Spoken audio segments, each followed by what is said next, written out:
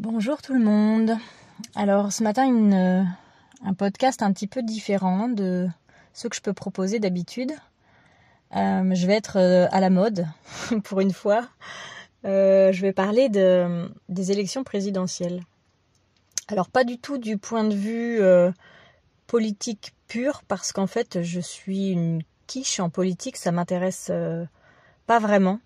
J'ai tellement l'impression de voir des jeux de cours de récréation que vraiment j'ai beaucoup de mal, voyant tout le sérieux qu'il y a derrière, en fait, tout ce que ça vient chercher comme responsabilité, et de voir qu'il y a des gens, sans vouloir les citer, qui sont comme ils sont.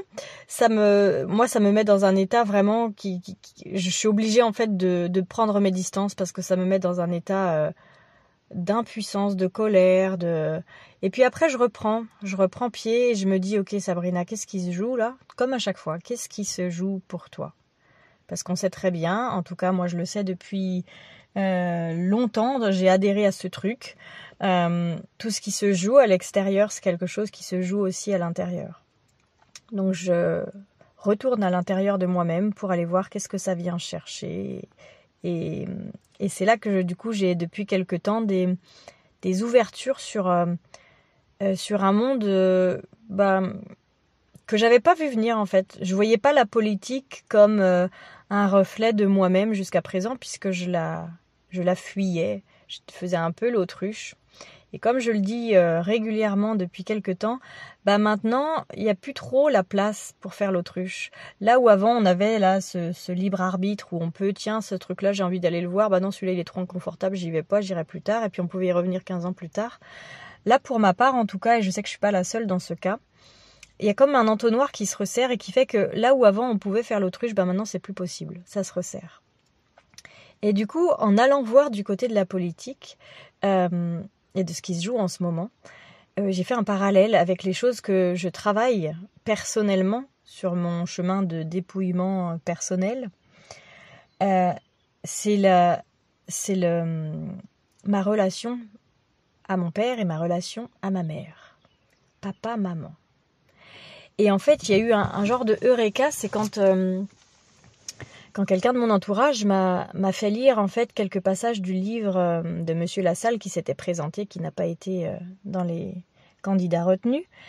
Et du coup, que j'ai découvert en fait à travers ce livre. Je le connaissais pas comme ça, j'avais entendu 2-3 choses sur lui, mais voilà, je l'avais pas connu comme ça, et je me suis dit, mais quel candidat authentique, quelle authenticité. J'ai même dit à cette personne qui me l'a fait connaître sous ce jour-là, j'ai dit, mais en fait c'est un papa, ce monsieur-là.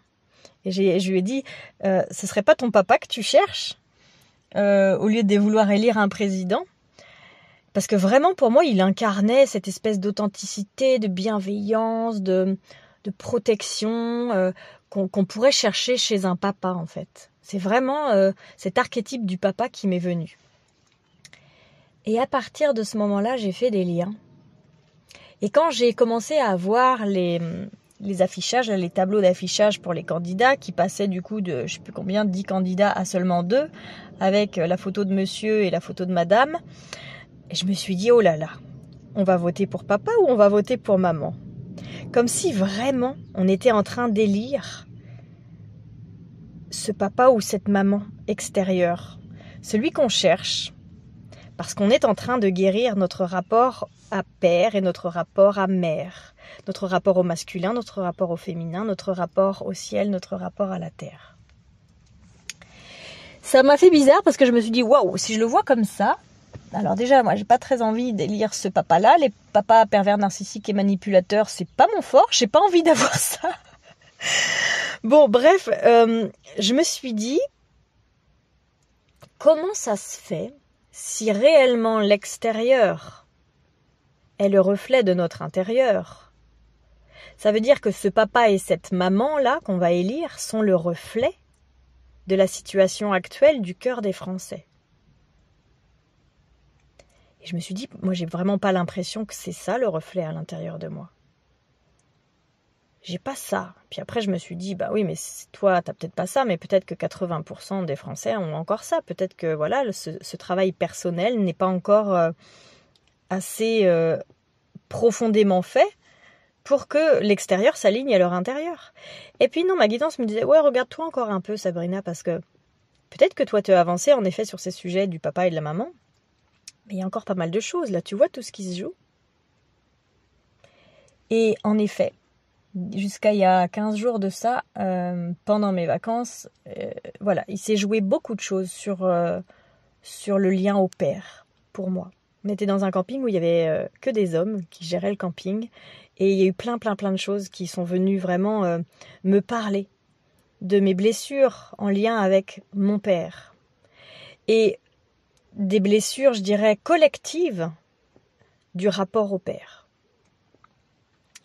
Et je pense que, pour le moment, on est tellement encore tous blessés de ces choses-là, les choses qu'on porte de notre propre enfance, mais aussi de notre généalogie, c'est très important. Que pour moi, en fait, ça s'aligne comme ça à l'extérieur. Ça s'aligne avec toutes nos blessures de rapport au père et de rapport à la mère. Et donc pour moi, c'est très juste que ce soit finalement ces deux candidats qui se présentent là, qui soient élus et parmi lesquels il va falloir choisir. Et je pense que même les personnes qui ne les ont pas choisis, qui ont voté pour d'autres et qui se mordent les doigts, qui s'arrachent les cheveux, que ce soit ces deux personnages-là entre lesquels choisir, eh bien je pense que même pour cela, il y a quelque chose à l'intérieur, ça n'est pas le choix conscient, mais à l'intérieur, il y a quelque chose qui a voté pour ça. C'est toujours cette congruence entre qui je suis, ce que je souhaite, là, moi, en tant qu'adulte responsable, et ce que je porte comme blessure d'enfance à l'intérieur. Donc, à mon sens, ce que nous montre aujourd'hui le reflet des personnes voilà, pour lesquelles on peut voter aujourd'hui, c'est qu'à l'intérieur de la majorité des Français, il y a encore des blessures d'enfants à aller guérir. Et à mon sens, si on arrive ici, avec pour moi un tableau qui n'annonce pas la fluidité, la joie de vivre et la facilité pour les jours à venir, ben moi je préfère me dire, ok, je vais toujours faire la seule chose que je peux faire, c'est-à-dire descendre en moi. Je vais pas pouvoir changer quoi que ce soit à l'extérieur. Alors si, je peux aller faire comme je dis pour rigoler, je dis allez, on va prendre la Bastille. Non, moi je vois pas ça possible. Et puis j'ai l'impression que tout le monde attend que ça se fasse, mais que personne ne veut le faire, la révolution. Donc je me dis la seule chose que je vais pouvoir faire, c'est d'aller voir moi encore à l'intérieur de moi. Parce qu'en fait, ce qui va se passer, que ce soit l'un ou l'autre de ces candidats qui soient élus, ce qui va se passer, même si c'est des périodes sombres, des périodes difficiles, ce sont des choses qui vont nous permettre de descendre en nous, dans la cave, faire les coins là, les coins noirs, les coins poussiéreux qu'on n'a pas encore vus, même si on est sur une démarche de chemin personnel, de libération d'émotions, de libération de lignées, de libération de karma, de libération de mémoire d'enfant, peu importe. Si on est déjà sur ce chemin-là, on va aller voir les pièces sombres. C'est-à-dire que vraiment, l'énergie ambiante extérieure va pouvoir révéler et venir chercher des choses à l'intérieur. Et pour moi, ça marche avec le fait que on n'est pas juste dans des heures sombres. Il y a aussi, alors ça, je sais pas comment vous vous positionnez par rapport à ça, mais il y a aussi ce qu'on appelle l'ascension, là. Le fait que la Terre est en train d'ascensionner, qu'on va passer de la 3D à la 5D, enfin toutes ces choses-là, la nouvelle Terre, les machins, les bidules. Pour moi, il y a ça aussi. C'est-à-dire que la vague est juste plus grande, la sinusoïde est juste plus grande. C'est-à-dire que si on arrive à monter plus haut, avec des fréquences plus hautes, parce qu'on est en train de se défaire de certaines couches qu'on avait qui nous faisaient vibrer bas, et bien du coup, cet ascenseur qui monte très haut va nous permettre aussi de descendre très bas, à des endroits où je ne pouvais pas aller avant. Et comme j'ai accès à très bas, je peux nettoyer, et je nettoie mes tréfonds. Et du coup, comme après je suis plus légère d'avoir nettoyé ces tréfonds, je peux monter plus haut. Et donc j'ascensionne, entre guillemets, sur ces termes-là.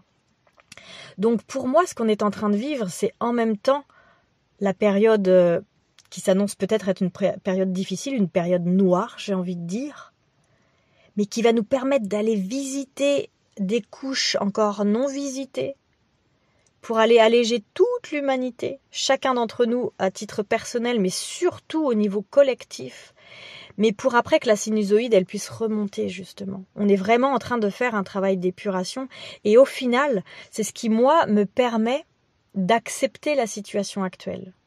Parce que sinon, je me dis, mais non, mais qu'est-ce que je vais faire ? J'ai pas envie de voter pour lui, j'ai pas envie de voter pour elle, j'ai pas envie de voter blanc, j'ai pas envie de ne pas voter. Fais chier, j'ai envie de sauter sur place, de m'arracher les cheveux. Qu'est-ce qu'on va faire ? On est perdu, c'est n'importe quoi, il va falloir déménager, je vais m'en aller. Non. Je reviens à l'intérieur et je reprends mon pouvoir.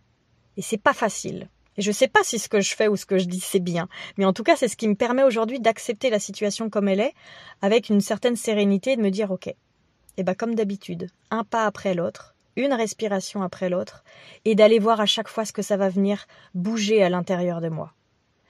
Et oui, ça va venir bouger des choses délicates.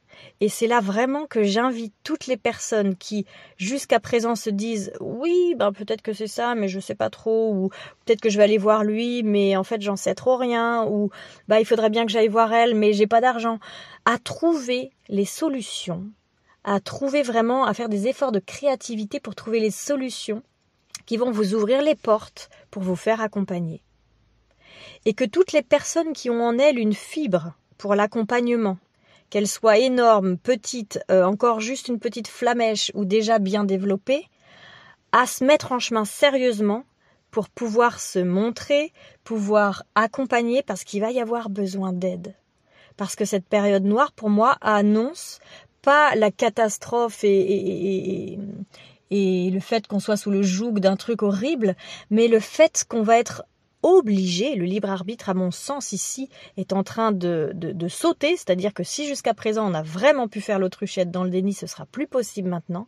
Donc on va être vraiment comme obligé d'aller visiter nos ombres si on veut pouvoir survivre, j'ai envie de dire, ou vivre dans un climat qui ne sera pas forcément celui qu'on a tous rêvé, mais qui, si il arrive, est celui que l'humanité, le collectif, a besoin de visiter. Voilà, si vous voulez voter pour moi comme candidate, vous pouvez. Je me présenterai peut-être. Non, je déconne, je voudrais pas de ce rôle pour rien au monde. J'espère que ça aura pu faire sens pour certains d'entre vous et peut-être vous amener un peu d'espoir ou, je sais pas, vous motiver ou autre. N'hésitez pas à partager cette vidéo, enfin ce podcast si ça parle pour vous. N'hésitez pas à mettre un commentaire si vous avez envie ou besoin de mettre un commentaire. Et je vous dis à bientôt.